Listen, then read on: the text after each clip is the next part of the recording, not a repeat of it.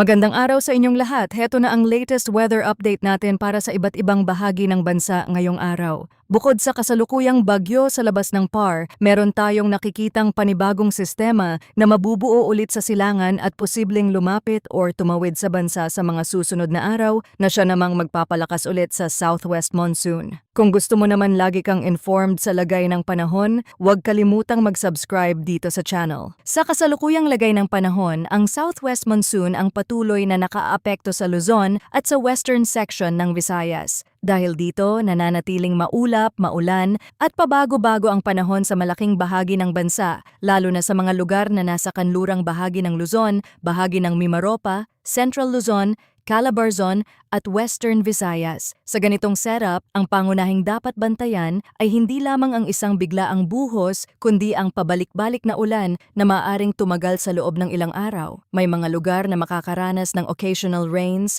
may mga lugar namang cloudy skies with scattered rains and thunderstorms, at may mga bahagi rin na isolated thunderstorms lamang ang inaasahan. Sa labas ng Philippine Area of Responsibility, patuloy namang binabantayan ang Tropical Storm Pelu. Ngayong umaga, nasa 3,355 kilometers east of extreme northern Luzon, sa lokasyong 22.7 degrees north at 154.3 degrees east. Taglay nito ang maximum sustained winds na 85 kilometers per hour malapit sa sentro, may gustiness na umaabot hanggang 105 kilometers per hour at kumikilos east-northeastward sa bilis na 25 kilometers per hour. Malayo ito sa bansa at wala itong direktang epekto sa kalupaan ng Pilipinas sa ngayon, pero bahagi pa rin ito ng mas aktibong tropical cyclone activity sa malawak na bahagi ng PMD. Unahin natin ang heavy rainfall outlook ngayong araw. Inaasahan ang 100 to 200 millimeters na ulan sa Zambales, Bataan at Occidental Mindoro. Ang rainfall range na ito ay mataas at maaaring magdulot ng pagbaha sa mga mabababang lugar, pag-apaw ng mga ilog at sapa, at landslides sa mga lugar na malapit sa bundok. Sa Zambales at Bataan, ang kombinasyon ng kabundukan, baybayin at mabababang komunidad ang dahilan kung bakit mas kailangang bantayan ang epekto ng ulan. Kapag ang ulan ay bumagsak sa matataas na bahagi, ang tubig ay maaaring mabilis bumaba sa mga ilog at daluyan, kaya kahit ang ilang mabababang barangay ay pwedeng maapektuhan kahit hindi doon ang pinakamalakas na buhos. Sa Occidental Mindoro, ang 100 to 200 millimeters na ulan ay maaaring magdulot ng mas seryosong epekto sa mga lugar na malapit sa ilog at mga rutang madaling bahain. Dahil ang probinsya ay nakaharap sa daloy ng southwest monsoon, pwedeng maging pabalik-balik ang ulan sa loob ng araw. May mga oras na maaaring humina ang buhos, pero dahil aktibo pa rin ang monsoon flow, maaari itong bumalik at lumakas muli. Sa ganitong lagay ng panahon, ang pinakamahalagang bantayan ay hindi lamang ang isang malakas na buhos, kundi ang kabuuang dami ng ulan na maiipon sa loob ng maghapon. Ngayong araw din, inaasahan ang 50 to 100 millimeters na ulan sa Pangasinan at Benguet. Sa Pangasinan, ang ganitong dami ng ulan ay maaaring magdulot ng localized flooding lalo na sa mga mabababang lugar, mga kalsadang madalas maipunan ng tubig at mga komunidad na malapit sa ilog. Sa Benguet naman, kahit nasa 50 to 100 millimeters ang rainfall outlook, kailangan pa ring maging maingat dahil maraming bahagi ng probinsya ang matataas at matatarik. Kapag umulan sa mga bundok, mas mabilis lumalambot ang lupa, lalo na kung basa na ito mula sa mga naunang pag-ulan. Kaya sa mga lugar na may landslide history, mountain roads at slope areas, mahalagang bantayan ang patuloy na pag-ulan. Pagdating ng tomorrow, inaasahan pa rin ang 50 to 100 millimeters na ulan sa Zambales, Bataan at Occidental Mindoro. Ibig sabihin, ang mga lugar na makatatanggap ng mabigat na ulan ngayong araw ay posibleng makaranas pa rin ng karagdagang ulan bukas. Dito nagiging mahalaga ang epekto ng accumulated rainfall. Kapag ang lupa at mga daluyan ng tubig ay nababad na ngayong araw, ang panibagong buhos bukas ay maaaring mas mabilis magdulot ng pagbaha o pagguho.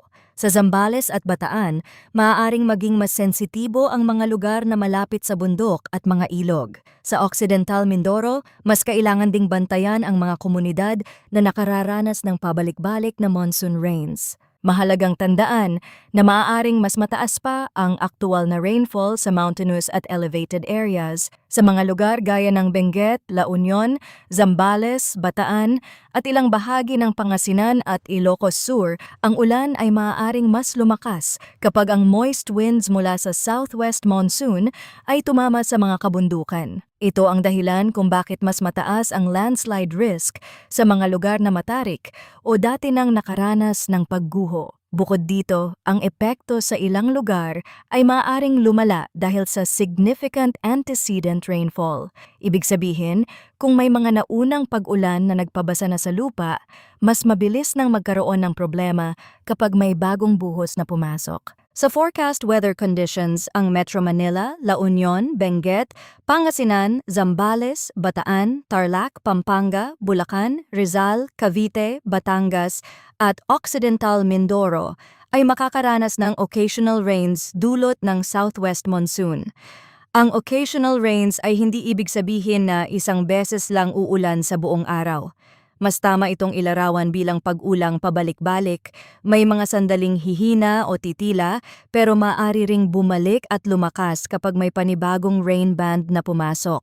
Sa mga lugar na ito, ang posibleng epekto ay flash floods o landslides dahil sa moderate to heavy rains. Sa Metro Manila, ang mga mabababang kalsada at lugar na mahina ang drainage ang mas madaling maapektuhan. Sa Zambales, Bataan, La Union at Benguet, kailangang bantayan ang kombinasyon ng ulan, bundok at mabababang komunidad. Sa Pangasinan, Tarlac, Pampanga at Bulacan, ang occasional rains ay maaaring magdala ng abala sa mga pangunahing kalsada at agricultural areas, lalo na kung sasabay ang buhos sa mataas na tubig sa ilog o mabagal na drainage. Sa Rizal, Cavite at Batangas, ang ulan ay maaaring mabilis magdulot ng localized flooding sa ilang bayan, habang sa mga lugar na malapit sa matatarik na bahagi ay may posibilidad ng pagguho kapag tumagal ang buhos. Sa Occidental Mindoro, dahil kabilang ito sa mga lugar na may patuloy na rainfall outlook hanggang Wednesday or Thursday,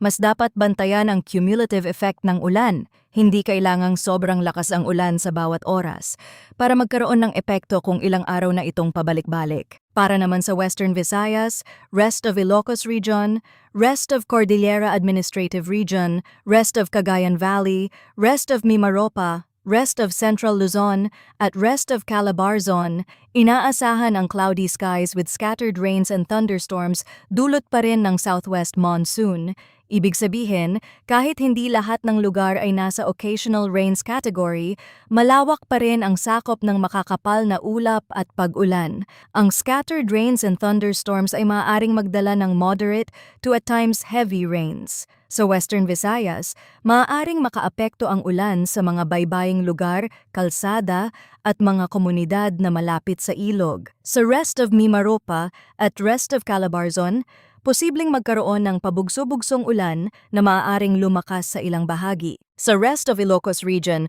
rest of Cordillera Administrative Region, at rest of Cagayan Valley, kailangang bantayan ang mga lugar na may mataas na terrain at mga rutang madaling maapektuhan ng landslides.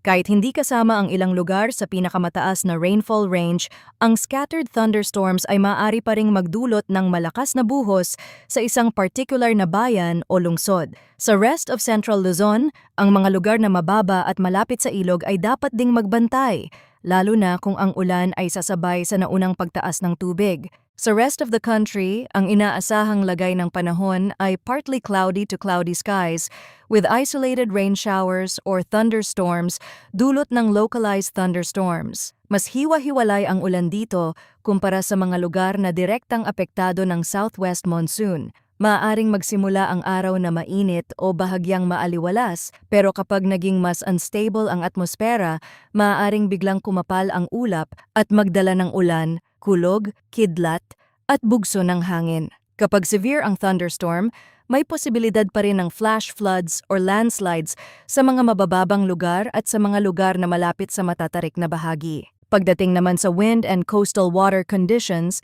sa northern at western sections ng Luzon ay inaasahan ng strong na hangin mula southwest. Ang coastal waters ay rough na may taas ng alon mula 2.8 hanggang 4.0 meters. Ibig sabihin, mas magiging delikado ang dagat sa mga baybaying bahagi ng Hilaga at Kanlurang Luzon lalo na para sa maliliit na sasakyang pandagat. Sa mga lugar na nakaharap sa West Philippine Sea, mas ramdam ang lakas ng hangin at taas ng alon. Kapag may kasabay na ulan o thunderstorm, maaaring lalo pang bumigat ang kondisyon sa dagat, bumaba ang visibility, at tumaas ang alon sa loob ng maikling panahon. Sa rest of Luzon, inaasahan ang moderate to strong na hangin mula southwest. Ang coastal waters ay moderate to rough na may taas ng alon mula 1.5 hanggang 3.4 meters. Hindi man kasing taas ng alon sa northern at western sections, sapat pa rin ito para maging mahirap ang paglalayag ng maliliit na bangka. Sa mga baybaying lugar ng Luzon, lalo na kung may ulan at thunderstorm, maaaring pansamantalang lumakas ang hangin at maging mas maalon ang dagat. Ang southwest monsoon ay hindi lamang nagdadala ng ulan sa lupa, kundi nagpapataas din ng alon sa maraming coastal areas. Sa Visayas at Mindanao, ang hangin ay moderate to strong mula south to southwest. Ang coastal waters ay moderate to rough na may taas ng alon mula 1.2 hanggang 3.1 meters. Ibig sabihin kahit ang mas mabibigat na ulan ay nakatuon sa Luzon at western section ng Visayas, may epekto pa rin ang monsoon flow sa karagatan ng Visayas at Mindanao. Sa mga baybaying bahagi na nakaharap sa direksyon ng hangin mula south to southwest, maaring maging mas alon ang dagat. Kapag may localized thunderstorm sa paligid, maaaring magkaroon ng biglaang bugso ng hangin at panandali ang pagtaas ng alon, kaya mas mahalaga ang pag-iingat sa mga biyaheng pandagat. Ngayon naman, silipin natin ang latest tropical cyclone threat potential sa mas malawak na forecast period. Para sa week 1 mula August 10 hanggang August 16, may dalawang tropical cyclone na nasa northeastern portion ng PMD, sina Pelu at TC1, ngunit wala silang direktang epekto sa bansa. Gayunman, hindi ibig sabihin na wala silang papel sa mas malawak na pattern. Ang kanilang presensya sa PMD ay bahagi ng aktibong tropical environment sa silangan ng bansa.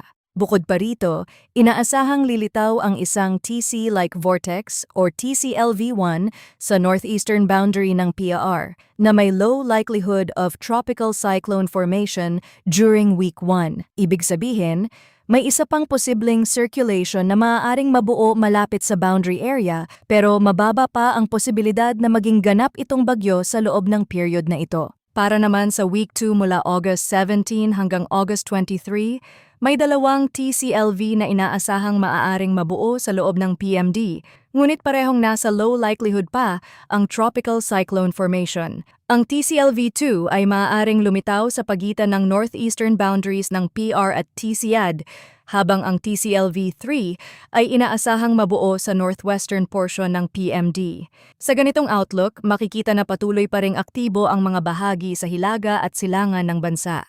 Hindi pa ito nangangahulugang may siguradong bagyo na tatama sa Pilipinas, pero sapat ang signal para patuloy na bantayan ang mga susunod na pagbabago. Kapag may system na mabubuo malapit sa PAR o TCAD, maaari nitong maimpluwensyahan ang daloy ng hangin at posibleng palakasin pa ang southwest monsoon. Kung titingnan ang mas malawak na larawan gamit ang ibang weather model, ang dalawang tropical depression na kasalukuyang present sa PMD ay papalayo. Pero may ambag pa rin sa paghila ng southwest monsoon. Kasabay nito, may posibleng mabuo sa silangan na maaaring maging bagyo at lumapit sa northern Luzon. May isa ring posibleng manggaling mula sa kanluran at may senaryo na maaari itong tumawid sa Luzon. Kung mangyayari ang mga ganitong galaw, posibleng mas lalong lumakas ang southwest monsoon dahil magkakaroon ng dagdag na interaction sa daloy ng hangin sa paligid ng bansa. Ito ang dahilan kung bakit kahit mababa pa ang likelihood ng formation sa ilang system, mahalaga pa rin silang bantayan dahil ang epekto nila ay maaaring maramdaman sa ulan kahit hindi sila direktang tumama sa kalupaan. Sa madaling paliwanag, ang pangunahing weather story ngayon ay ang patuloy na pag-ulan mula sa southwest monsoon. Habang may mga tropical system sa PMD at malapit sa boundary areas na maaaring makaapekto sa daloy nito sa mga susunod na araw, ang mga system na papalayo ay maaaring hindi magdala ng direktang banta sa landmass pero nakatutulong pa rin sila sa paghila ng moisture. Ang mga posibleng mabuo sa silangan o kanluran naman ay maaaring magbago ng monsoon pattern kung lalapit sila sa bansa.